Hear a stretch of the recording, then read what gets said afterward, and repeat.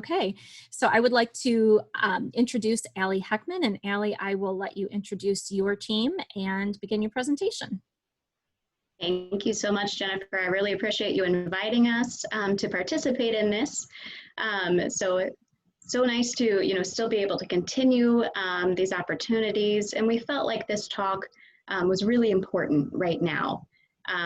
Everything with the COVID pandemic has changed rapidly as far as the instructions to keep yourself safe. Changing the face of healthcare, changing our student education. And we've been trying to keep up. And what I've been worried about is that our hard of hearing patients are being left behind in that. So the goal of this presentation is to give you practical tips and useful information to help you advocate for yourself, educate others on how they can best help you, and how you can help other people just communicate better during this time.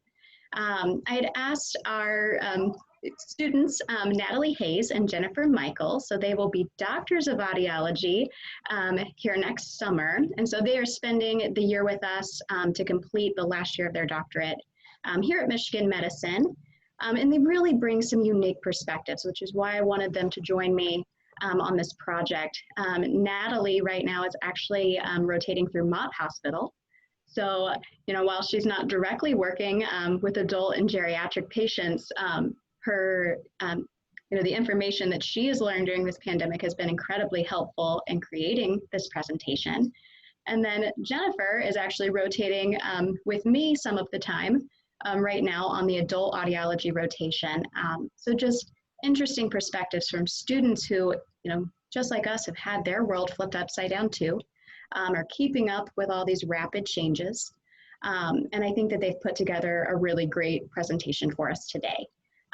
So I will let Natalie Hayes continue on with the presentation, and we'll start from there. So thanks for joining us.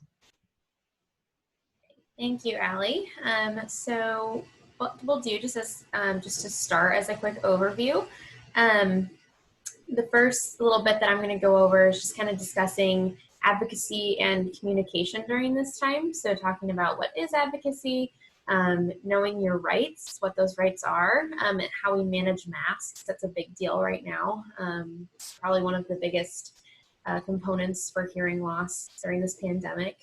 And then Jennifer will take over talking about some communication breakdown, and then going into a little bit about telecommunication and healthcare advocacy and how that has been impacted in recent months.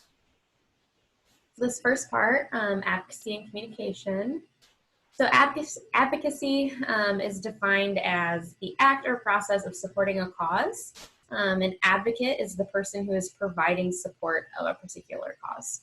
So we can think about advocacy in a lot of different ways. It shows up in a lot of different ways in our lives. There are advocates for women's rights. There are advocates for the environment, for political reform. One of the biggest areas where we see a need for advocacy, though, that you might see more in your day-to-day life is in the idea of self-advocacy. So one of the things that we should be biggest advocates of in this life, is ourselves.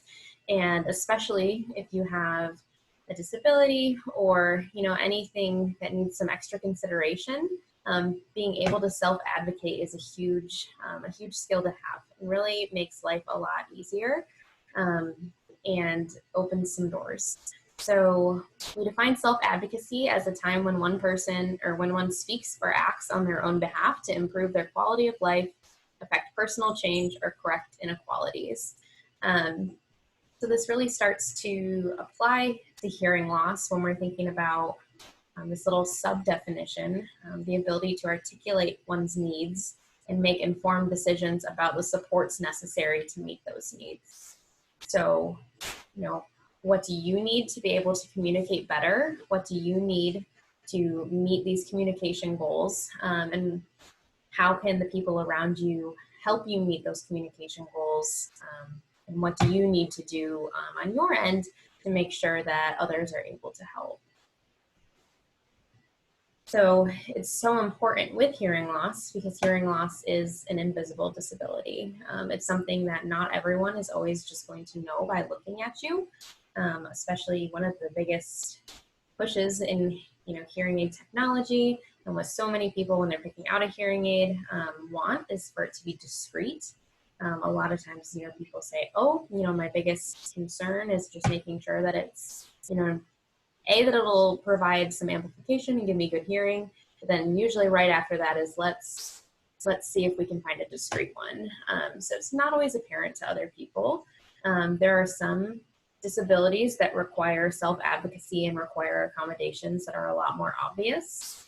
So individuals with vision impairment or mobility problems, those are just some examples of, you might more obviously see them and say, oh, okay, they could use some help, or it may be easier to ask for help if that disability is a little more obvious. And often the people around us are making those accommodations and support for those people without them even needing to ask.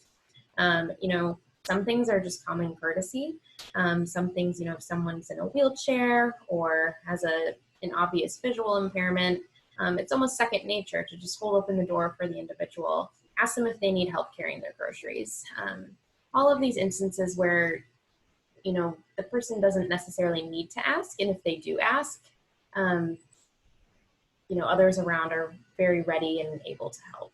But with hearing loss, people not only may not know that you need the help, but they also don't necessarily know how to help unless you tell them. So that's something that the how-to we'll talk about a little bit later. Jennifer will talk about that with talking about communication breakdown and how we address specifically the ways that help. I think anyone with hearing loss has experienced people thinking if they just yell at you nice and loud, that you'll hear them, but that's not always the solution. So the big thing that comes in here is when you're thinking about advocating for yourself and thinking about accommodations that you might need to help, is knowing your rights and knowing what you have the right to access. So there is an act called the American Disabilities Act that ensures that you receive the care, the attention, and the accommodations that you need to overcome your hearing loss. And these rights do not disappear during a pandemic. So during this pandemic, there's a lot of situations that you may be in where hearing loss is difficult, whether it be because of face masks or just being in more situations where you very much need to know what is going on around you and being able to hear what's going on around you. And so these rights do not disappear, and if anything, they are of utmost importance still at this time. So some of these rights are: you have the right to equal access, you have the right to having the same auditory access that everyone else has, to obtaining the same information that everyone else has access to. You have the right to request accommodations. So if something would be easier for you, if you're at the doctor and it would be easier if you had a voice to text app, or it would be easier for them to wear a different kind of mask. These are all accommodations that I'll talk about more in depth in a minute, but you have the right to request those. And then kind of secondary to that, you have the right to receive them as well. So if that truly would make a difference, which in most cases it will make a difference, it is your right to receive those. So some of these accommodations that I briefly mentioned, and I'll go in more depth on future slides, is having lip reading masks or face shields as opposed to the masks that cover our mouths. Voice to text applications. If you have a smartphone, there are a lot of different apps. These are just a list of a few that are pretty common. I have another slide that has some more and some details about them that can help if you're in an environment where perhaps it's not possible to have a lip reading mask for your communication partner, or sometimes it's just helpful even with the lip reading mask to be able to see in text what the person is saying. And then interpreter services. So this is more for our patients who use sign language as a means of communication. Interpreter services are always available, even not during a pandemic, but especially important right now. So to start about some specifics, the voice-to-text app options that we have, these are just some that I've come across in recent weeks. Like Allie mentioned before, I'm in the pediatric hospital right now. So this has been really important, not just with adults, but with children going back to school soon, thinking about how they're going to hear their teachers with masks. So we've been talking to parents a lot about this. So it really truly applies to everyone with hearing loss right now. Anytime you're just trying to get some really important information, these are really great options. I really like the Ava app. That's the one that's listed first. You can get that on iOS or Android technology. It provides, what I mean here by type back is text. That's just like the voice to text. So voice goes into the phone and then it types back the words. These are fairly accurate. They of course miss some words. They're not perfect, but they are really great. And the reason I like Ava so much is you can save a transcript of what was said. I believe you're able to do that with Google as well, but the others I'm not 100% sure. With Ava, I know you can save the transcript for later. So if it was at the doctor or an important conversation that you wanted to remember, and you wanted to focus all of your energy on hearing and understanding in the moment, sometimes having that transcript to remember later is helpful. The Google Live Transcribe is for Android only. So if you have an Apple phone, Ava or the Microsoft Translator may be a better option. But that, most of these use many different languages if English isn't your preferred language. But they all provide, an instant voice to text, which is be very helpful. And just kind of as a second note for this, if you are going to use this, the person you're talking to will know because you'll have your phone out, but just explaining to them and saying if you speak slowly and clearly, the computer or the phone will have a better time understanding you. So that's kind of one way to self-advocate, is tell them, this app helps me understand, and the app understands better if you speak slowly and clearly. So this is just kind of a little printout that helps to give just a little more examples for some captioning services. So I think the one on here that wasn't listed before is InnoCaption Plus. It's a free app for iOS and Android. So that can be really helpful. This also just gives some examples for face-to-face communication, so different apps that you can use to have a phone call that has video, as opposed to just the standard call, and just some other good resources to use if you're having trouble hearing and understanding and you don't have an appointment on the books with your audiologist right away to discuss it. I know it can be difficult to get in for appointments right now, and people might feel apprehensive about going into their healthcare provider for like quick tips and tricks. So these different hearing assistant apps can be really helpful to guide that. So now we'll just get into face masks.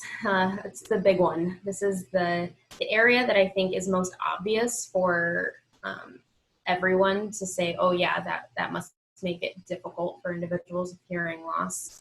It's been a big topic. I know I've seen different grocery stores who have been advocating for their employees to be wearing these sorts of face masks because they don't know what kinds of shoppers are going to come into their store and who might need to communicate. So I think it's really great that there are those companies who are making an effort in these times to make things a little bit easier for everyone. So that brings me to that first bullet, the face masks. They make listening more difficult for everyone, but especially for those with hearing loss. Masks make speech quieter. It gets in the way of the normal transmission of sound, so it's quieter. It can become more muffled. And the big one is it takes away all the visual cues. So people with hearing loss or people with normal hearing in a noisy environment rely a lot on lip cues. And reducing those and not having those visual cues is incredibly difficult in this time, especially when a lot of the information that we're trying to communicate is very important. So, you know, there's some places that you may have been that you've had more difficulty listening with masks. You can just kind of think about it to yourself. I know some places that I've heard about that are difficult. I've mostly been with children, so they were saying,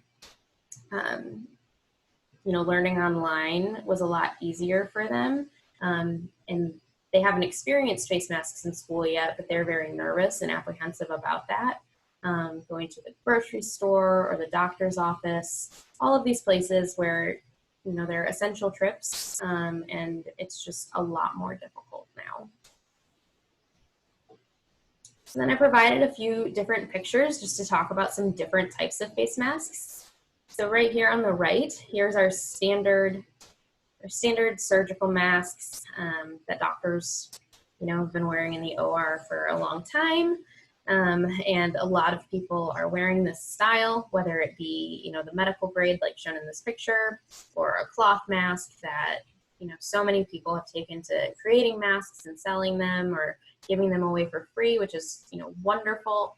But most often they are the type of mask that doesn't help us lip read very well. Over here on the top on the left shows a lip reading mask. So I have mentioned that as an accommodation that you may request if you are at the doctor's office or an inpatient somewhere. These are the types of masks that some companies have implemented at their places of business to help their customers. We have some of these in the clinic that we use with our hearing aid patients. So it still is that medical grade, but then it has that little window. I've also seen some, you know, on different online stores. So like there's a store called Etsy online where people can make and sell different goods. And I've seen a lot of people selling cloth masks that have the little window on there to help out. And then there's these little face shield type masks. There also are the full face shields, but usually in a healthcare scenario, you may see these on the bottom. That's very similar, but it's just a whole window as opposed to just the mouth. So just a little bit of details on how face masks really impact understanding. What they do mostly is muffle the higher pitches. And those higher pitches are really important for speech understanding. So higher pitches are where the consonants of language are. So the S's, the F's, the TH's, all those sounds that really give words their meaning are muffled. And so that makes understanding more difficult. You know, I mentioned we have some of the medical grade, but then there's also the homemade from cloth masks. And so this gives a big variety of, you know, some may be more muffled than others. If it's a thicker, stiffer fabric, that's going to muffle it more than a thinner fabric. So it's just something to be aware of if your family and friends are, you know, interested in buying different masks. It may be useful to talk to them and tell them the type of mask that you feel helps you the most. And then the speech quality. So that's an example of the speech quality being degraded, in addition to the obvious removal of visual cues that has really been causing difficulties for a lot of people. So then the last thing that I'm going to speak to, you know, we talked a lot about how other people wearing face masks makes it more difficult to understand, but it's also important to think about how wearing a face mask yourself affects wearing your hearing aids. I know in the past, there's always been, you know, fitting people with hearing aids. It's, oh, but I wear glasses. What do I do now? And it's kind of an adjustment of, you know, how we get the glasses and the hearing aid behind our ears. And then on top of all this, now we're adding a mask back there too. So they're, you know, the people who have a hearing aid, glasses, and a mask, it's been quite an adjustment figuring all that out. So these are just some tips and tricks to help you with wearing a mask with your hearing aid. This first one, I never would have thought of this in a million years, but it's a great idea. If you have long hair, you can pull it back into a bun and then loop the elastics around the bun. There are mask extenders that you can either create yourself by, you know, sewing some buttons on a short ribbon, or you can purchase them. I know a lot of people are making those for sale these days. I think they're at this point fairly easy to find. There's kind of the same idea, but a headband. I actually just saw a woman on the bus this morning wearing a really cute headband that she had made with some buttons on the side so that she could loop her mask around the buttons instead. And she had made the headband look really, really cute. So it's almost just become kind of a fashion accessory at this point. And then there's also the masks that have, you know, like a string or a ribbon that you would tie in two separate spots behind the head as opposed to putting them around your ears.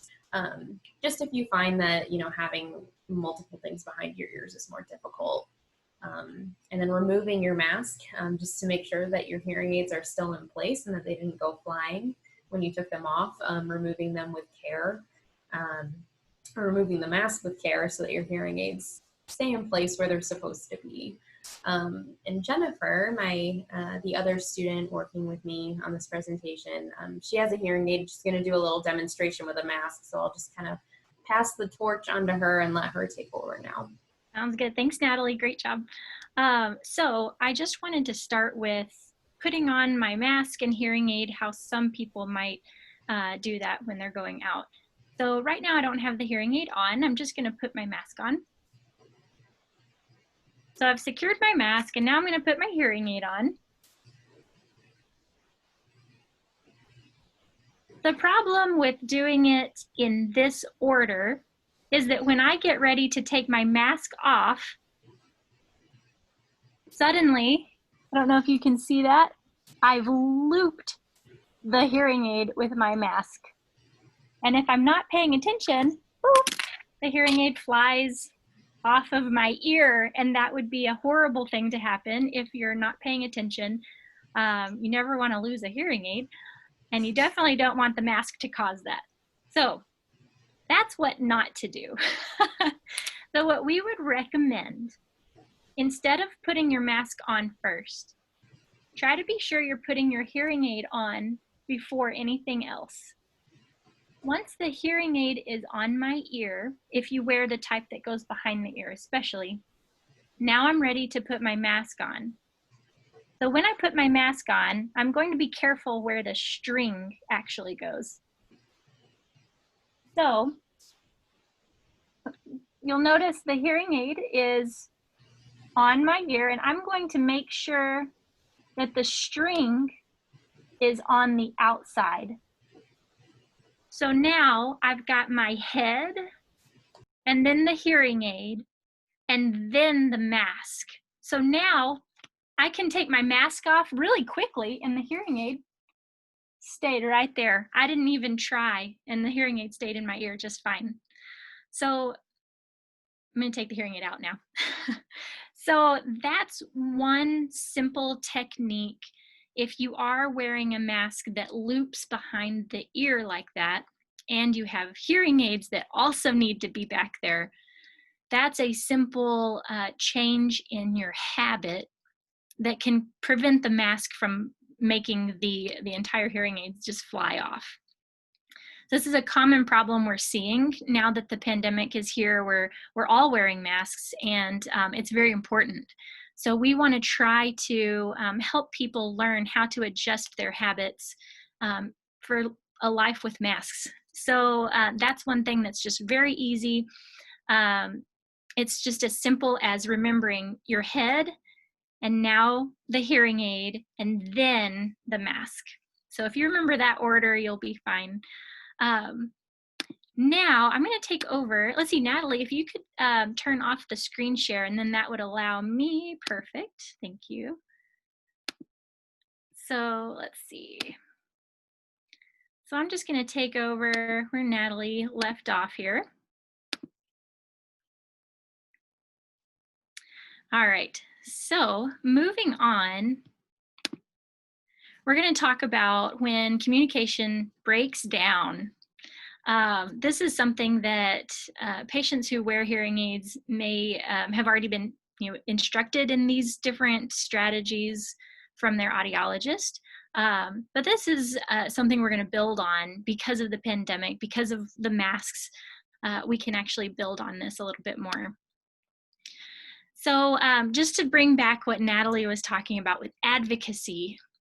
so much of good communication involves kind of sticking up for yourself, for really taking responsibility for how well you understand others and how they can help you be a better communication partner and vice versa. So it goes right back to that advocacy. The important thing to remember is that your communication partner might have no idea that you're struggling. And so it's not fair to get mad at them for something they don't even know that's happening. So our goal is to try to help individuals stick up for themselves in that way, to actually, politely say, I'm real sorry, I have a hearing loss and I'm just needing you to slow down just a little bit. So just always remember to advocate for yourself. And then if it doesn't work for somebody to just repeat what they say, you're still not getting it, it obviously does not make sense to have them continue to just repeat the exact same thing. So this is a nice, simple 3-step to remember. If you are still having trouble when you have them repeat, then maybe it's time for them to rephrase. So the next step would just maybe ask them to just say it in a different way. So a lot of times sentences can be reconstructed and somehow that comes through a little clearer. Or if that still isn't working, you can have the person elaborate. So that is allowing you to have more clues as to what words you may have been missing earlier. Kind of helps you develop more of a picture of what's being said. So repeat, rephrase, and elaborate. Those are great options if you're still struggling. So there's other things listed here in these bullets. So like we had mentioned earlier, you might need someone to speak more slowly. Like Natalie was saying sometimes, or maybe it was Allie, we were saying that sometimes speaking loudly does not help you. And that's understandable, but other people might not realize that. They might assume that you need them to speak loudly. So it's up to you to request specifically for that patient or for that person to slow down, especially when someone's maybe real excited to talk to you and real excited about a topic. They might tend to speed up their cadence, and that's not helpful for you. You might just simply have to remind them to slow down. Another thing is asking about the topic. If you know the topic in general of the conversation, you subconsciously develop a list of vocabulary, certain words to expect. So that can really help you when you're not certain what somebody said. If they said, do you have the time or do you have a dime? If we're in the context where we're running late, that person probably asked for the time. So that's an example of knowing the topic, knowing the context of the situation can help you determine what's being said. And you also might have to start kind of repeating what you think somebody said just to confirm that you're on the right page, especially if the communication breakdown has already happened, and we want to make sure that you're on the right page before moving forward. Simply just reiterate what you understood and make sure you're on the right track, because if you can catch it in that moment, then you won't be as behind later. And that's especially true in like a doctor's visit. It's very important for you to be on the same page as your doctor or clinician. And so just confirming or reiterating what you think you understood can help everyone involved. And a lot of times your communication partner is gonna understand that you're just wanting to make sure that you're on the right page. So don't be too embarrassed. I know that can sometimes hinder us from sticking up for ourselves, but it's really important, especially in a time when we're wearing masks and it's just that much harder to get on the same page as somebody. And like I said earlier, context clues are so important. If you're in a group of people and maybe the topic keeps changing and you're not sure exactly what we're talking about now, it's okay to just double check, what we're talking about, because again, that can help you remember or think of certain words that are more likely than others. So clarify the topic, get it out in the open so everybody knows, because it's possible that you're not the only one who's lost. Somebody in the communication group might be very glad that you asked. So that's always something to keep in the back of your mind too. Now, if you are planning on attending a function, I know nowadays they're very limited, but if you think back, even before COVID, these are very valid things. If you're maybe going to a wedding or a reception, and you're just trying to remember, who might be talking to you, it's good to maybe remind yourself of some of the names of friends and relatives. That way, if somebody's saying, "Oh, I need you to go ask so-and-so to grab me something," then maybe you already have a list of those names in your head and you have a better chance of getting to the right person. How embarrassing is it when you go to the wrong person and everyone's confused? So let's avoid that. And it goes back to, double check with people who ask things of you, repeat what they said and make sure you're understanding them correctly. And then another topic other than functions that you might go to, you might also be eventually going back to meetings or worship services, things that you might not have the opportunity to talk to the speaker directly and have them repeat themselves. So in those situations, you might be able to see an agenda or a bulletin or something that gives you more like topics that are going to be covered, and that again could be more helpful than you might realize moving forward in that meeting. So on top of communicating with others, there's also the environment. So people are hardly ever just talking in a quiet, small room. Usually you're maybe outside and there's some background noise, or, back when we went to restaurants, you had background talking going on. Those are the different types of environments that can really affect how you're understanding speech. So there's a few things here. You obviously want to be conscious of your proximity to the target speaker. So if you have the opportunity to, for instance, choose your seat early, you can maybe sit in the front row or somewhere toward the front so that you're closer to whatever speaker it is, maybe in the meeting. So if it's in person, just people getting together, then if someone's near you who you want to start talking to, you might maybe try to get next to them so that you're really able to hear them very well. So that's one way that you can control your placement in the environment. Another thing that you might not have thought of was good lighting. So if you think of sometimes in our living room, sometimes it can be dark because it's cozy and it's more comfortable when it's a little more dim. But if you have somebody sitting in the chair, a couple chairs over, it's hard to see their face. And when they're talking to you, you might be missing out on some of those cues that could really help you. So in that situation, if there's a lamp or something next to that chair, for instance, turn that lamp on, and you'd be surprised at how helpful it is to see that person's face. Sometimes facial expressions can be enough of an extra cue for you to help you stick with the conversation. So even just lighting, if you have control over that, it's a big help. And there's what's called a directional benefit. So this is your position against the background noise. So if you think about the word background noise, you want the noise at your background.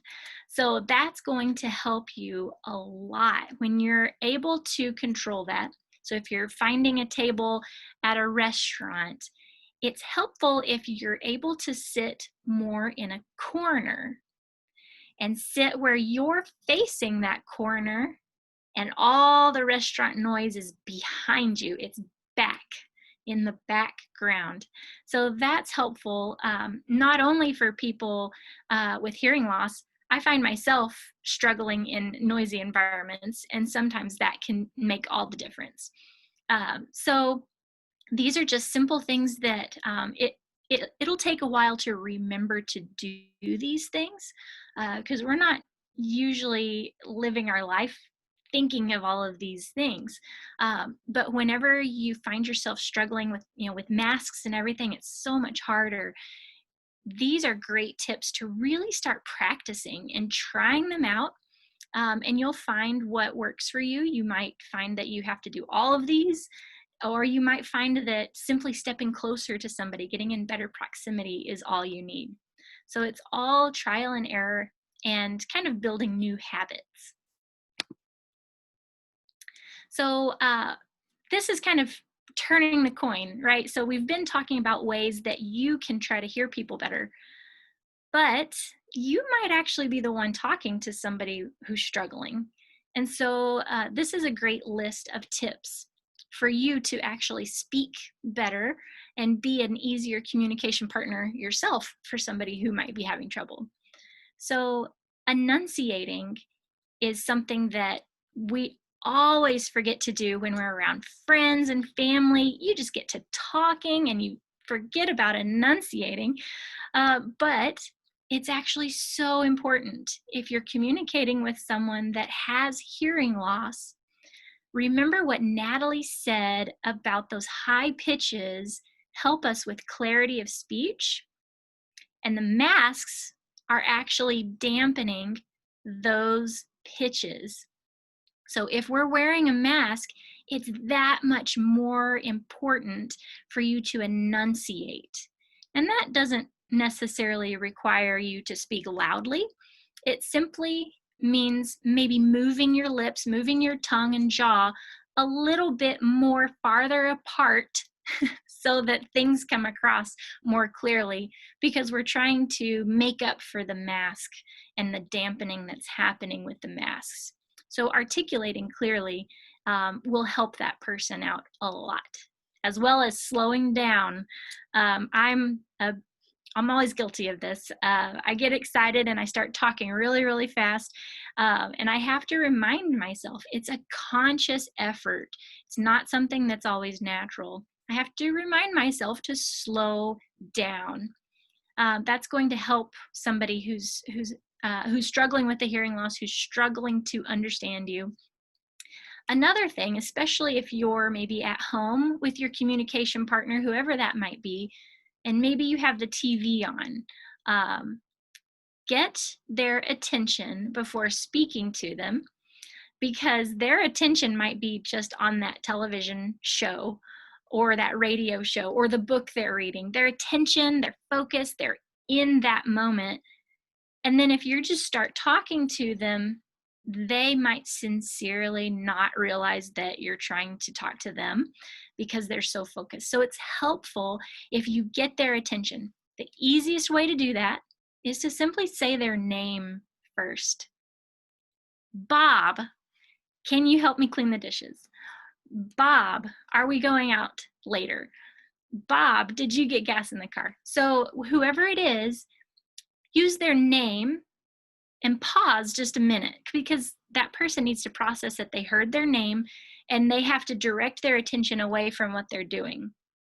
That's so important for somebody who has hearing loss, and it can really help with any future arguments that, that person might not actually be ignoring you like you think. So say their name first. Also, you want to try not to walk away while you're talking. That's often very difficult. We live in a day where things are go, go, go, go, and we have things that we're working on or things that we need to do, and it's hard to stay facing our communication partner when we were doing something and we're trying to get things done, or trying to get the laundry into the washer, or whatever the case may be. You can tell I've been home for a lot of the pandemic. A lot of my references are house things. So, but it's so important that when you're in a conversation with someone, try to maintain that face-to-face interaction as best you can. Try not to walk away, because now your voice is pointing in the opposite direction, which is not helpful for someone with hearing loss. The next point, you want to remove obstructions while speaking. So try not to speak when you're maybe have a plant on a table.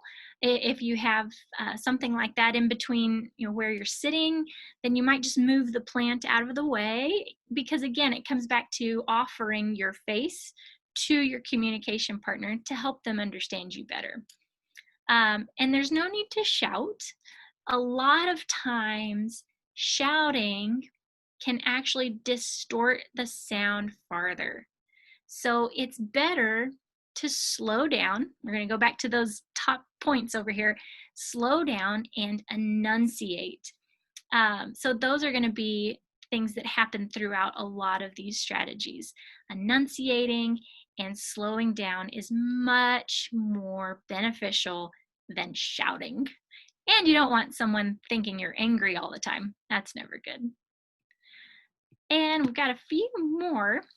This goes back to face-to-face. But on top of just being face-to-face, you also don't want to try to talk to someone from another room. If you are upstairs and your communication partner's downstairs, it's unfortunately out of the way, but you should probably go ahead and walk downstairs and have the conversation face to face. Or if you're in one room and the other is in a different room, go ahead and walk into that room with them. It's going to make the conversation so much easier. The next point, minimizing competing noise. That goes back to imagining if the radio's on or television's on. Those are competing noises. So if you have control over that, if you're able to maybe pause or mute the program when there's a question, or when you're trying to maybe talk to your partner about what's going on, you should really try to stop the audio. Again, either pause or mute. Those are great ways to minimize competing noises. If you're in the car, for instance, that's a very difficult situation because the road noise is always going to be there. But if it's something, maybe turning down the air conditioning can be louder than we realize. So it might be something as simple as turning down the air conditioner or the heater so that that fan noise might be minimized. That can help with those conversations as well. And also, if they misunderstand you, just like what we talked about earlier, go ahead and repeat it, but in a different way. So it goes back to maybe trying to rephrase what you're telling them to help them understand the question or the comment a little bit better. And above all, you always want to be patient. The person that's struggling doesn't want to be frustrating. They don't want to be having you repeat things. They're just as embarrassed or as sorry or frustrated about it as you might feel. So be patient. That's what's going to go a long way with helping any relationship, friends, family. You always want to be patient with somebody. It's hard if it's something you've been going through for a long time, but if you practice some of these strategies, you might really notice improvement, but it will take time. These habits don't happen overnight. No habit does. So keep practicing, keep working at it, keep reminding each other of ways that you can help each other communicate, and you'll get there eventually. Because communication is a two-way street. Each of you needs to help the other, and that's what's going to get you through those difficult conversations, especially if there's breakdown happening. So your communication partner won't know that you need help. That's up to you to tell them that you need them to slow down or explain the context. That's up to you. That goes back to advocating for yourself. Advocating, you deserve to be a part of this conversation. So mention the fact that you maybe need somebody to reiterate what they said, or you need to confirm what you heard and see if it's correct. And then also you can help yourself participate in conversation by using those repair strategies. Keep practicing those repair strategies. Eventually, you might find that you're doing them without even thinking about it, which would be amazing. I think that's every audiologist's dream. So keep practicing at it. Don't give up. It'll be tough. There's struggle, no questions asked. There's definitely struggle when someone has a hearing loss. But it takes everybody's effort to really make the situation as good as possible. And let's see, so now we're just gonna switch gears a little bit. So we've talked a lot about you as a person who might be struggling with the masks and struggling with understanding people. But now we're gonna go a little bit more into telecommunication and healthcare advocacy. So there's a few different types of telecommunication. Anybody who's working might have a lot of Zoom calls or conference calls. So that's very tough because usually there's a lot of people trying to talk in a meeting, and a lot of times people get muffled out because one person's microphone covers the other. And you're not seeing those cues as easily. Some people don't even have video on for those meetings. So telecommunication in the work setting can be very difficult. There's also the social aspect. So a lot of you might have already had to learn how to have a Zoom call or how to FaceTime with your family. That's been really tough. And that's especially hard, I feel like, when you've got maybe kids or grandkids. They don't really understand the concept of staring at a phone so that you can see them talk. They're kind of running all over the place. So that makes hearing and understanding in that situation just that much more difficult. Another area would be medical. So a lot of doctors have offered telehealth visits. And if any of you have experienced that yet, hopefully you had a good experience, but sometimes it can be so hard to listen and hear really clearly, depending on the audio quality, the picture quality. It can be very tough. But as far as telecommunication goes, these are our general areas that we see telehealth happening nowadays. So it's amazing that someone asked this question earlier about captioning. That's so great that you guys are already thinking about captions for these types of presentations. So obviously, whenever it is possible, it depends on the program being used. You want to try to have captioning on.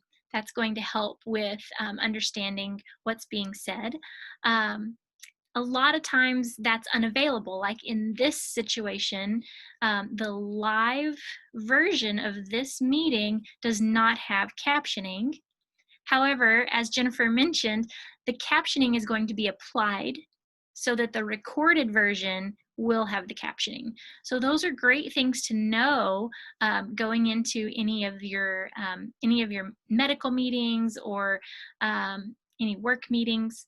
And you also want to make sure that whoever you're having that meeting with on the video call knows that this is a little more difficult. Again, it kind of comes back to the communication strategies. If you can have that person enunciate and slow down and make sure they're looking toward their camera, those are things that can help you be more successful on those video calls. So keep that in mind. Those tips just are everywhere, so keep those in mind. Not every software offers free captioning. A lot of times it's something that somebody's paying for. And so if anyone's interested, this information will be provided to your group later on. This is a website that's just accumulating signatures to petition for free captioning. It goes back to what you deserve. The ADA, you deserve access to the conversation. So if you are interested, we'll provide this link, or if you take a picture of it or jot it down, you can do that too. But that's going to be something that we hope to implement in the future, especially now that we're relying so much on these virtual meetings. So let's talk about going to the doctor. So a lot of times during this pandemic, it can catch patients off guard what's required, what's expected of them for their doctor visit. So it's important to be prepared.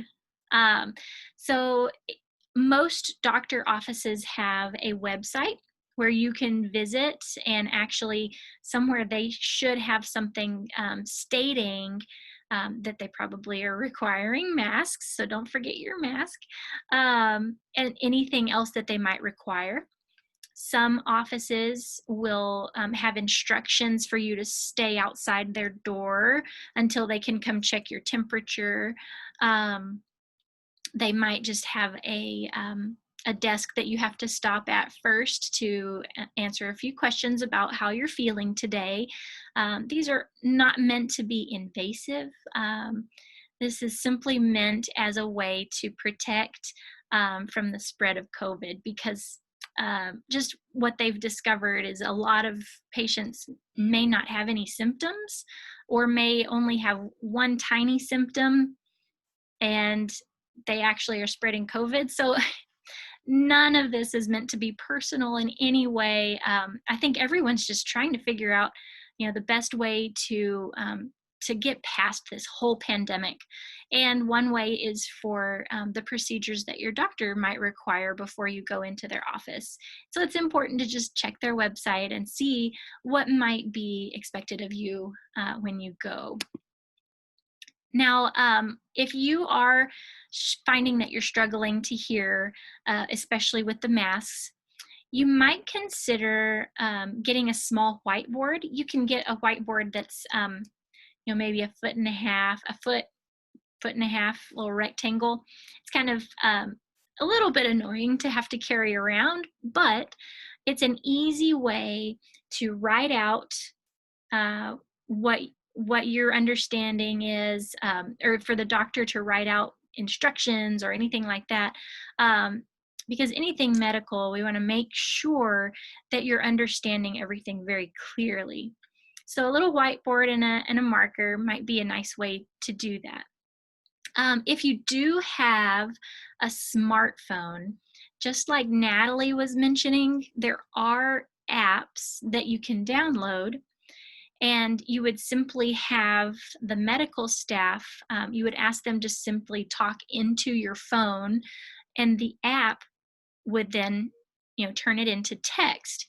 And just like Natalie mentioned that Ava app, she was saying that will save the transcription for you to reference later, which is a wonderful thing in the medical world, where you're trying to remember exactly how often was I supposed to do X, Y, and Z. So keep that in mind. If you have a smartphone, try to download an app that might do that for you. Also, take note of the building's Wi-Fi. That's going to help with the app's performance. So you might have to ask somebody how to tie in to their Wi-Fi signal. And if you need help doing that, you might have to ask somebody in the office for help. But that's going to help ensure a more streamlined process for the app to function. Another thing to consider is having an actual piece of paper explaining your situation. So this is just an example of, and there will be a handout provided to you after this is all over. But it's simply a piece of paper that says whatever your situation is. You can put whatever things you want right there, that first line. And you can say that the masks are making it difficult to understand, and you can put your name. You can go ahead and type out what your question for your doctor is, if that's something that you already know. we had a patient actually today who came in with a piece of paper that already said what her concerns were and what she needed before she left. And that was beautiful.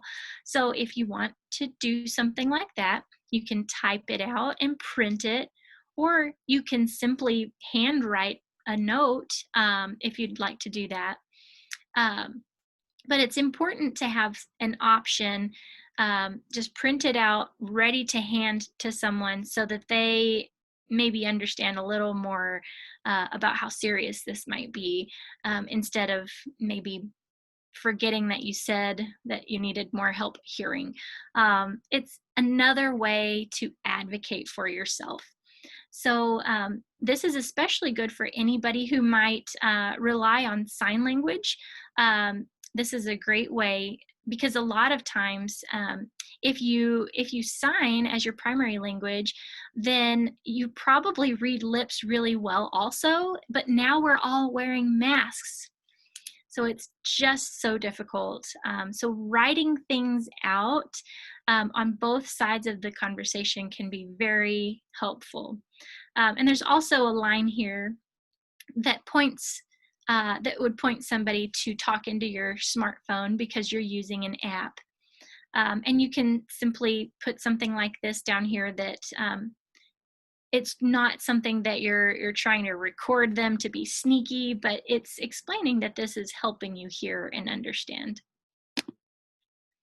For anybody who is wearing hearing aids, it's very wise to go ahead and have a kit ready to go for your doctor's visit.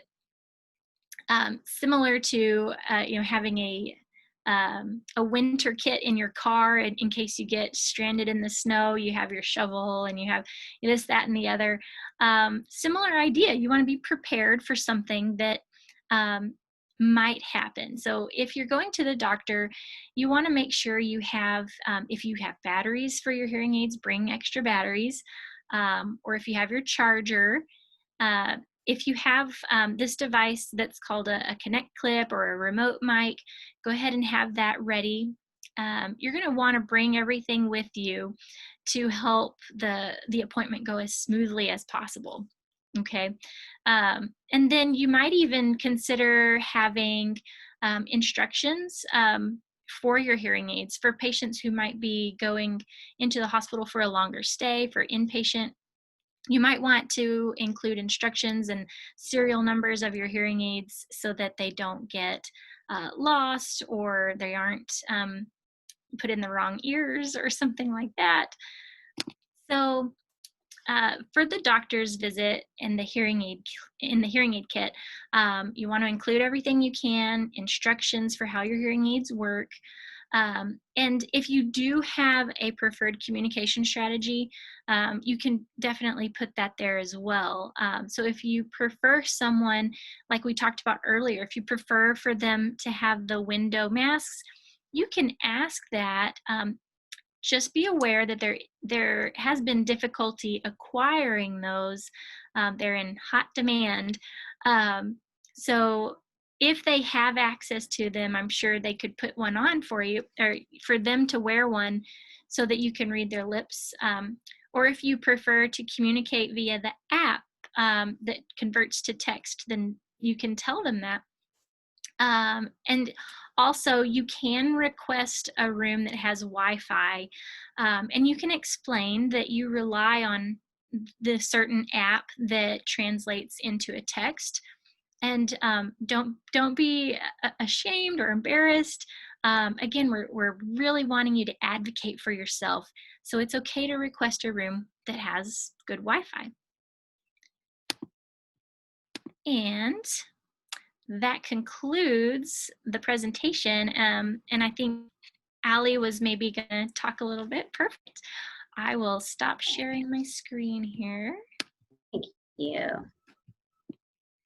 See if we can make a nice shift here. And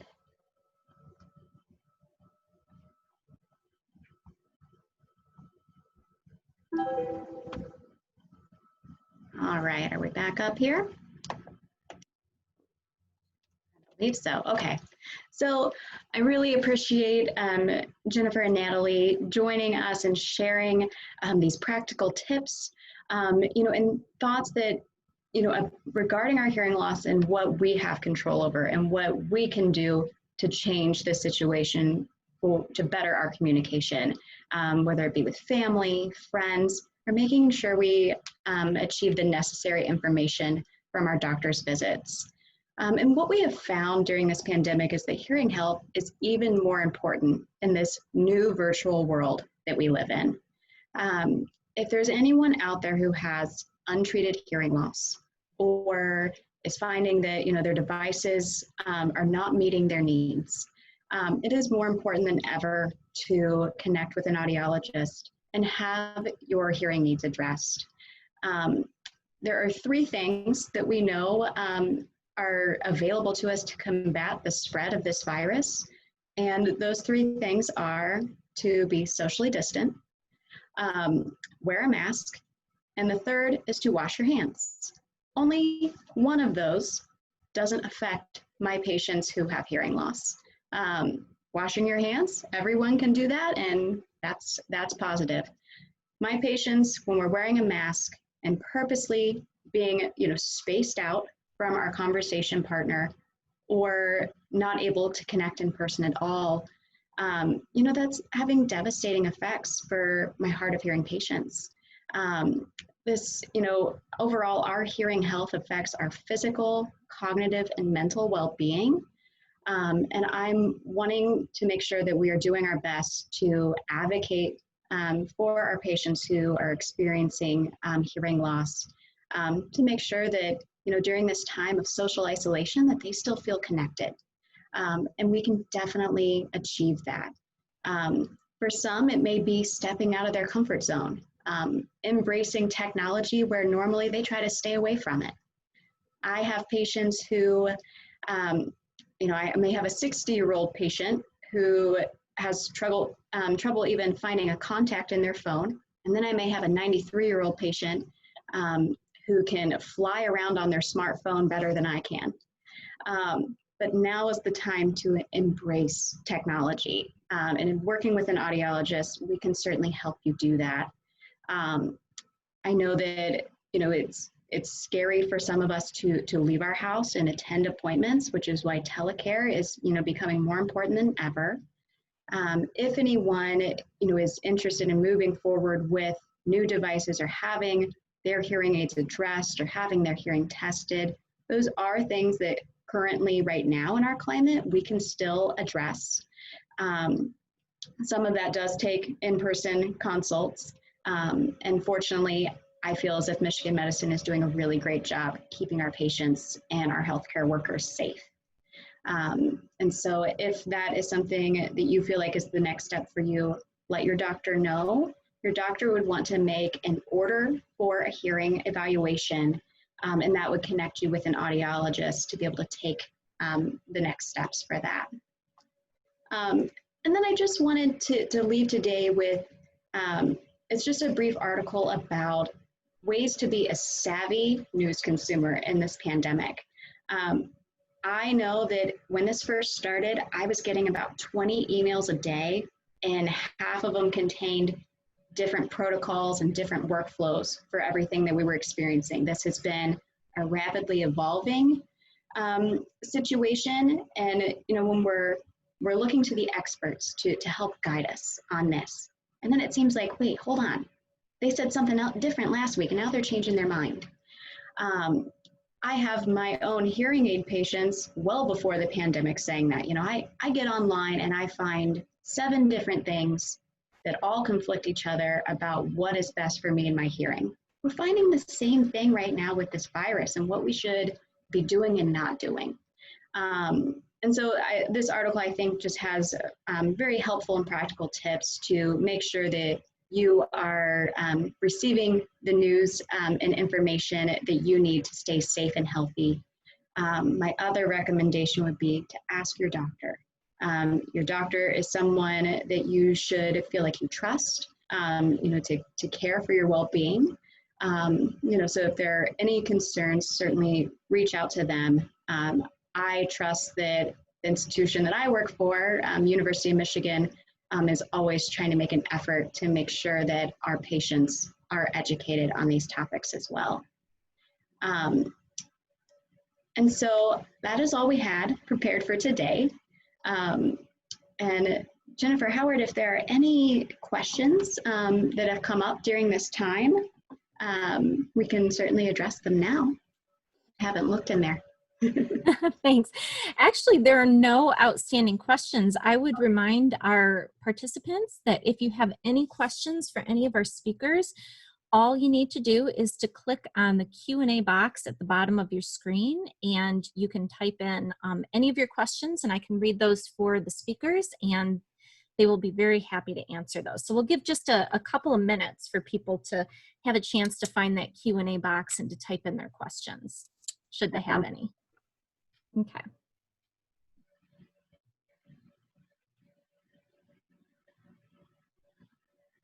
You know, and maybe, Allie, I can get us started while people are taking a look at that.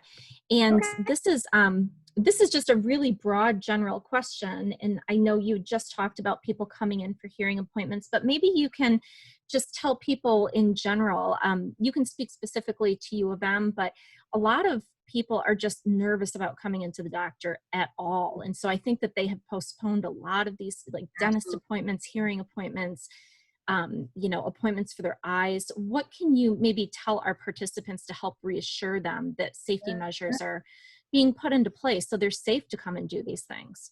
Yes, and so I've actually had it described to me as that, you know, COVID is the current pandemic, but the next pandemic is all of the healthcare needs that weren't addressed during this time.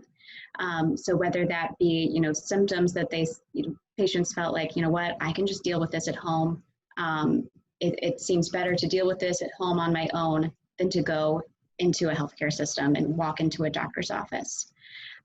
So what you will see around Michigan Medicine, as soon as you enter, you're going to be offered a mask and actually required to wear it. So everyone, as you walk around the halls, all of the office staff, all of the janitorial staff, everyone in a patient care area and anywhere in the building, everyone is wearing an appropriate mask. We're healthcare providers. We know how to wear them appropriately, so that's positive. And we are actively educating our patients on how to do that as well. You will see hand washing stations with Purell available for patients, you know, to make sure that that's something that we're encouraging and participating in. But good hand hygiene is using soap and water. In the bathrooms, I actually see the U of M fight song posted as a reminder to sing the fight song in your head so that you're washing your hands for 20 to 30 seconds. And so, you know, the increased hand washing, the cleaning efforts, I have been really impressed by the cleaning and janitorial staff. I know that they are pulling extra hours and have hired more people to make sure that we are adequately addressing that. So you'll see as far as a waiting area, the tables or the chairs are all spaced out to adhere to the 6 feet of social distance. Many offices, actually I feel like most, give patients the option of waiting in their car until it is time for their appointment. So if you feel, you know, uncomfortable coming in, call the clinic, you know, feel free to ask them these questions. You know, what are you doing to keep me safe when I come in? If you don't like their answer, you know, I understand. You know, but that open communication, and I certainly encourage you to ask questions. You know, so call your doctor and say, what measures are you taking to keep me safe? Is it okay for me to come in and do this? Also, when it's possible, telecare and virtual visits are being offered. It's obviously not going to be possible for every, you know, symptom and condition, but when it is, that's the first option and what's encouraged. Yeah, that's a great question. Right, thank you so much. I have had a couple of questions pop up while we were chatting. And the first one is, what are you doing remotely to treat audiology patients? Yes, so as far as remote audiology, unfortunately, when it comes to actual testing, we don't have the technological capabilities of that. If anyone has ever had a hearing test, they probably remember my sound booth. It's this huge box that's actually built up off the floor. It costs an obscene amount of money, and it's what keeps our space acoustically treated to make sure we get accurate testing. Unfortunately, we can't guarantee accurate testing, in a home telecare situation. So as far as testing goes, that is still being required in person.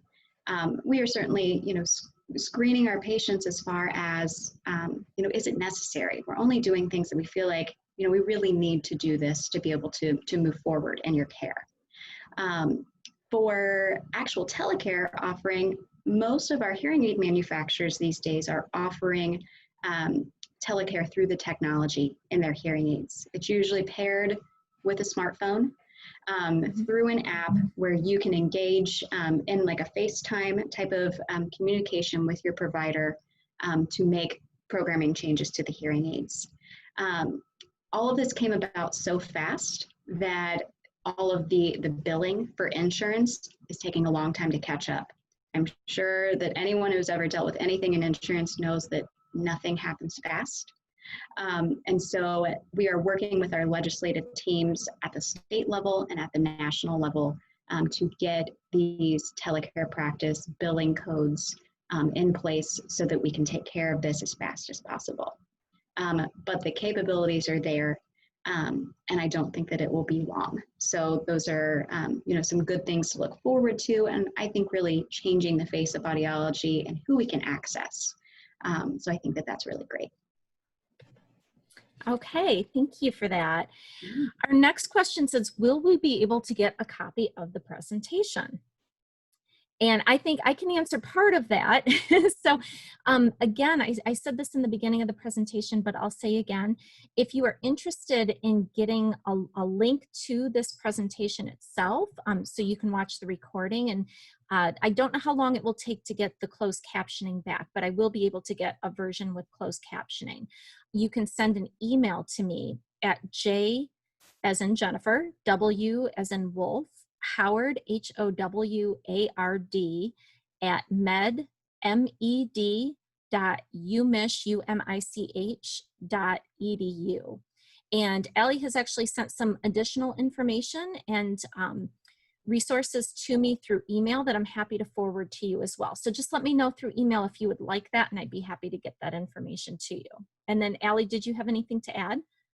No, the only thing I have to add, just because our patients don't hear well, is there any place in here that you can type your email so they have that visual reinforcement? Yes, I think so. I thought that the chat box, that people could see it. Somebody said the chat box is working for me. I'm going to type it into the answer of the Q&A and into the chat box. So hopefully if you didn't get it, you'll be able to see it. So that's good. And then the next question, I've got two more, is are you on board with providing programming changes remotely? If so, how does that affect cost for service? And so that's the piece that I was mentioning, that we're working with the insurance to develop these billing codes, because right now insurance is not covering telecare, and honestly the codes are not developed for audiology. This was something that we've been working on pre-pandemic, and then all of a sudden the pandemic's really speeding it up. So we're working to get this up and running, because fortunately the technology is there and it's ready for it. If you are interested in following that, there are some websites that would have more information, such as the American Academy of Audiology, as well as the American Speech, Hearing and Language Association. So those websites are going to have updates for when those types of things are available. Okay, thank you. Okay, and last question. If someone has difficulty placing their hearing aid in their ear due to carpal tunnel, finger numbness, which affects their dexterity, are there adaptations on hearing aids to make it easier to insert in their ears? That's a great question. So when we meet a patient for a hearing aid evaluation, we're not taking into consideration only their hearing loss. We need to treat the whole patient and everything that you bring to the table. And so if that is dexterity issues that would prevent you from properly inserting and being able to use the hearing aid, that is going to be taken into consideration when we're picking a style. So the style of hearing aid, may be recommended. It's something that's easier to grasp, or something that is a rechargeable hearing aid instead of having to use tiny batteries. And so those are conversations you would have with your audiologist to be able to select a device that's going to work the best for you. And Jennifer, I did see your chat go through, so perfect. Oh, good. Okay, I tried it in both places. I think that is it. That is it for questions. So Allie, Jennifer, and Natalie, I wanted to thank you for being here today and for presenting this really great information. I learned a ton today that I didn't know, so it was great to be here. I wanted to let everybody on the webinar know that we have another presentation coming up, I believe, on August 26th. Talking about hearing amplification devices. So looking forward to that. And if you email me, I will make sure to definitely get the Zoom webinar link to you so you can join that as well. So I believe that is it. Any last words? Just to piggyback on the next presentation, that's when we're going to go into a lot of detail about specific features and devices and just give an update on what's available right now in 2020. So certainly if you're interested in that, join us. All right, that sounds great. Well, I'm looking forward to that. I've got a girlfriend I'm desperately trying to get in for a hearing test who is in denial right now. I'm going to see if I can get her on that webinar. I think that she'll enjoy that. And I really appreciate you all taking your time today to share this information with us and to give us some great updates that I think everybody really can use. It's much needed. So thank you. Thank you. Thanks for having us. Thank all of you for being here. Yes, thank you for listening. All right. Good afternoon, everybody. And with that, I'm going to sign off. Thanks. Bye-bye. Bye.